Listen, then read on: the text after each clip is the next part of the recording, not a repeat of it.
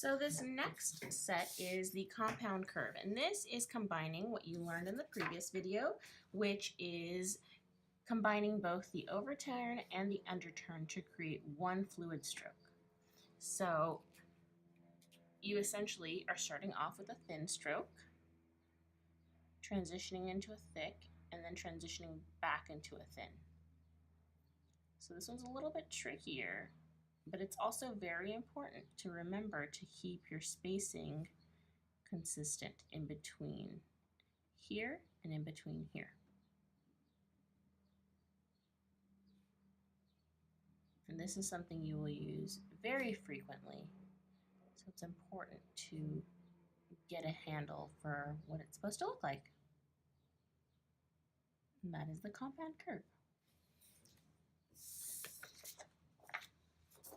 Next, we have the oval. Now with the oval, you're using those similar concepts, but here you're kind of connecting them all back up together. So we start at this point with light pressure.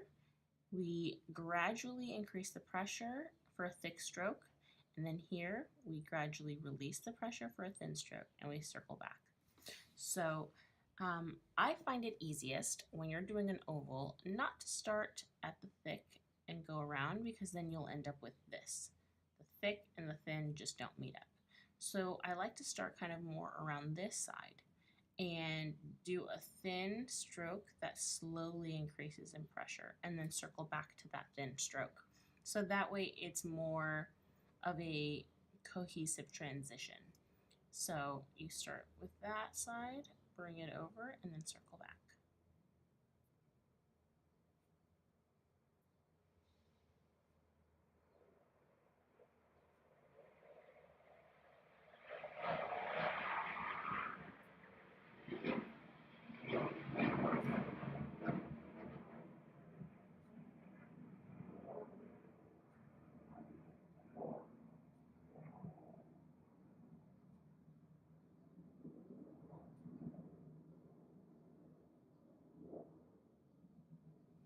There you have it.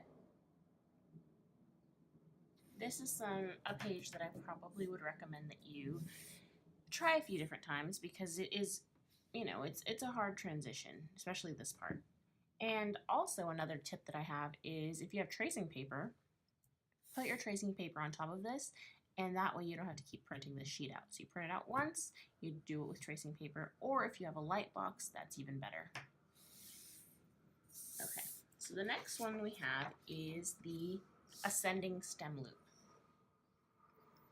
So what you would use this for is, for instance, if you're doing like an H or a K, you're going to be starting at the midline. So this is the midline.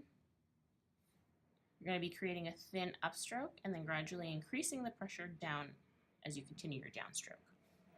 So this is similar to the oval in that you're starting with a thin stroke and transitioning into a thick, but then you don't transition again, you're just done.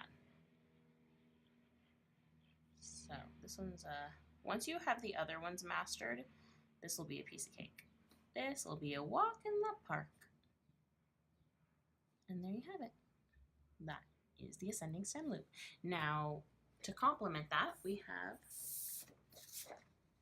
the descending stem loop. And so this one is for your J's, Y's, G's. You're going to need this to go below the baseline. And you start at the midline, go below the baseline. So what you do here is you start with a thick stroke and then transition into a thin stroke and bring it over. So thick stroke, transition to a thin, and then bring it over. You want to make sure that you stop and start at the same place. Not at the same place, at the same line. Because that way it all kind of comes back full circle.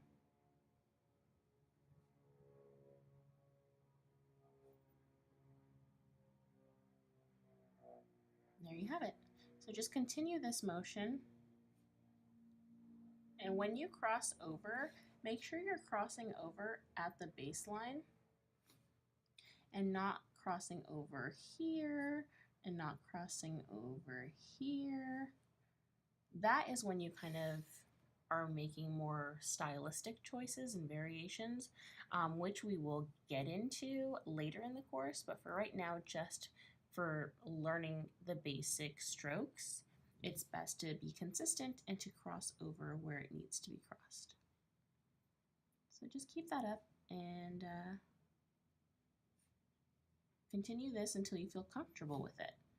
And, you know, honestly, it might take a few pages. You know, you don't necessarily master it all in the first page. So that's why I recommend doing the tracing paper, because then you can just do this over and over and over until you feel completely comfortable. And once you do, that's when we get to jump into the fun stuff. So yeah, the next thing is the alphabet. So once you're ready with these, check out the next video.